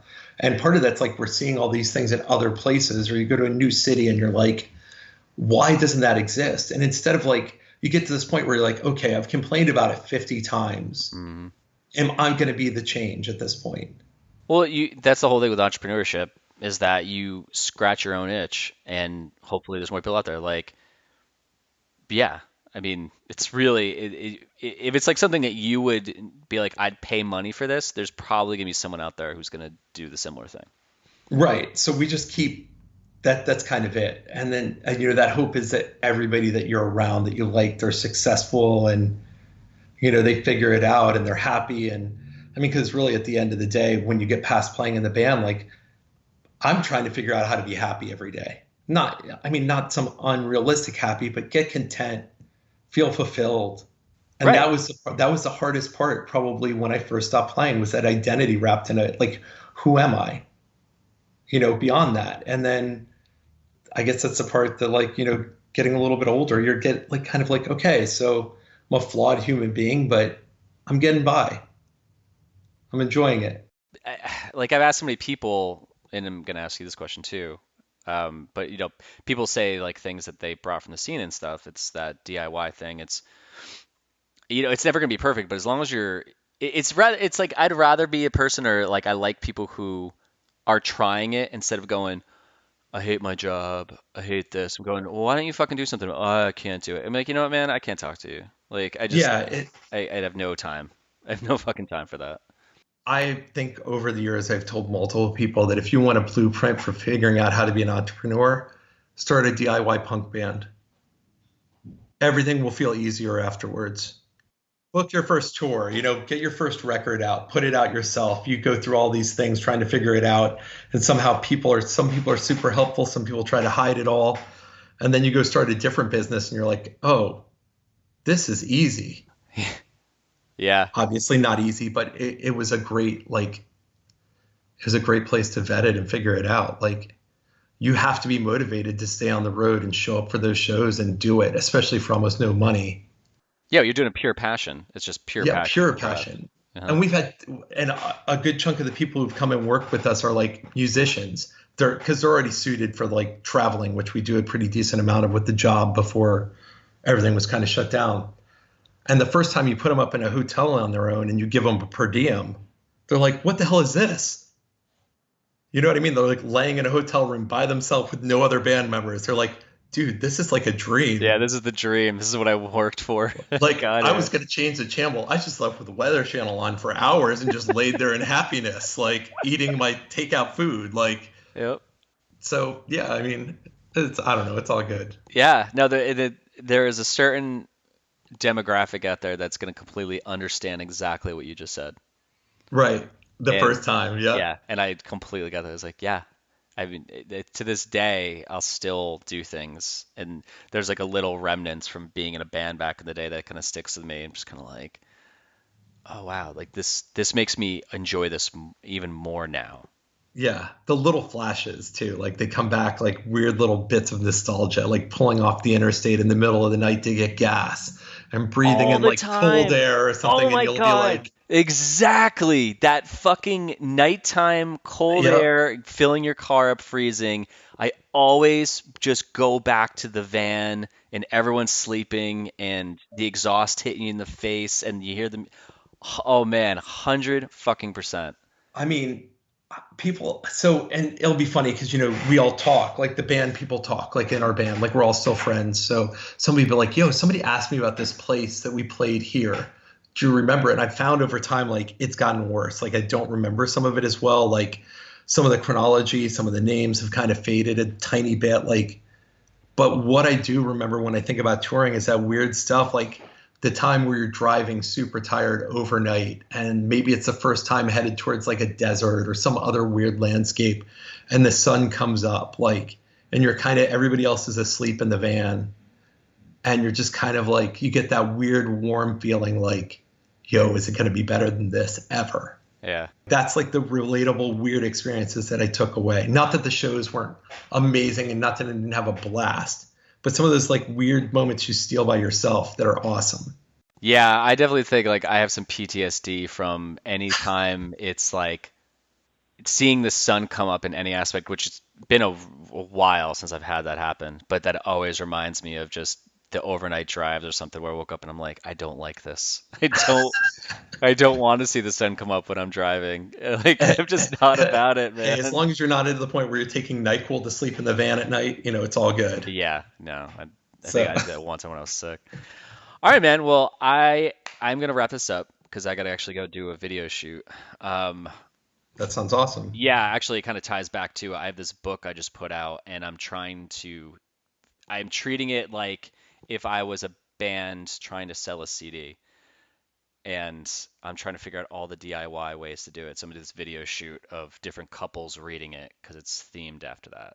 And That sounds awesome. yeah, I'm into so it. yeah, I'm excited for this thing to come out. Cool, man. Well, two questions before we go.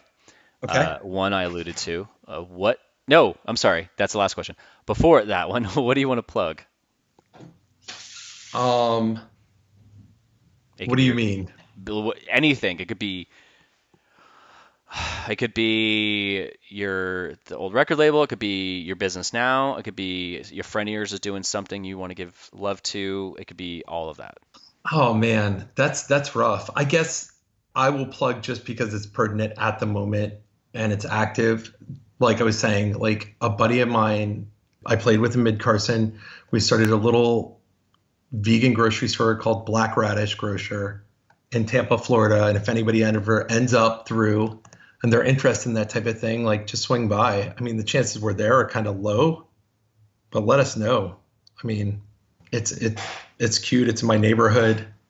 Oh, wow. I'm actually gonna follow it right now on Instagram. 4,300 followers. Damn, dude. People like it. See, We're very amped. that's when you know getting a lot of followers.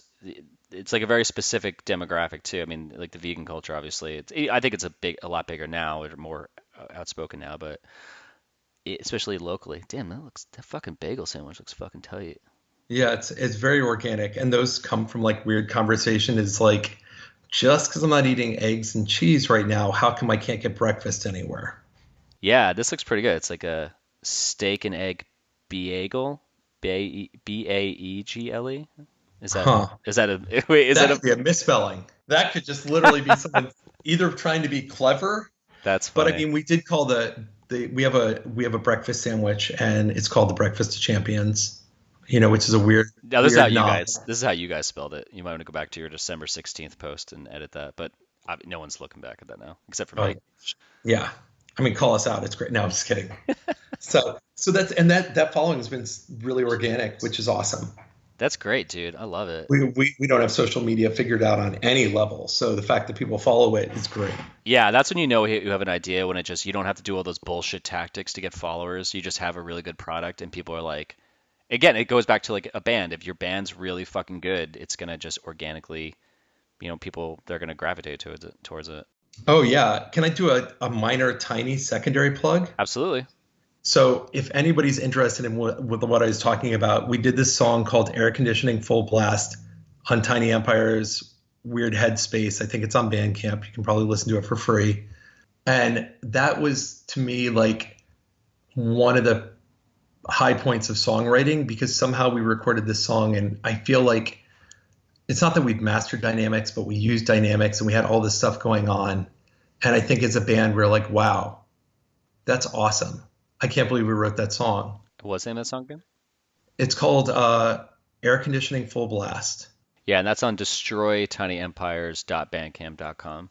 People Yes. listening. So I referenced it earlier. That's the only reason, is just so, if anybody's interested in what I thought, like where I'd hit like a peak at songwriting while I was recording, that's kind of it. And I know that I probably didn't talk about Midcars as much as everybody wanted to know, but it's been a weird ride.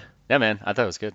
I thought that, I mean, yeah. I mean, from my perspective, I like talking about the band, but also like talking about the person who was in it and just getting your perspective about the scene too. Like for some reason to me, like that seems just as cool. I don't know. Yeah, Things for sure. Shit that I like listening to on podcasts personally. All right, man. Last question. What scene ethics do you hold on to this day? Oh, so that's a great question. I wish I would have prepped for that. I think I held on to a lot of them. I mean, in the sense that, like, although it's slightly different, like I'm still kind of doing that do it yourself. And even if it comes in the form of a different business or something, like it still is that like carving the path that you want. Like, and that was part of what attracted to me to all of that and kept me going. Was after a little while, even playing music, I was kind of like, I don't know if I identify with everything, but this feeling comfortable and being able to be yourself, and then trying to find that thing that works for you and kind of carving out that thing, that space, whether it be a show space or a record label or a fanzine or, a band. I feel like some of that we carried through, and, the people I work with have a lot of that too, where it's like, we know this is all up to us. We're not working for a big corporation. We're not like leaning on somebody that's just going to cut us a check every week. Like the success of like our jobs has to do with our performance over and over and over again. And it's made us really accountable.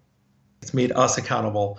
And so we kind of do all that. And then I really try to treat people pretty equally. I mean, like I really approach like kind of the business a lot of times as like a team. Like, I don't think that all the roles are like I'm more important than someone else. Like I think it takes a group of people to make anything successful, which is kind of the thing that bands struggle with. And like later on, I kind of realized is like every person in there, especially in the punk scene, right? That's what's making that band at that moment. It's not the singer, it's not the guitarist. And I know that people will claim differently. To me, it's like the group. There's like magic in like a group of people being able to successfully do something together. And they all have super important roles, even if it isn't as evident. And so I think some of those things are still there.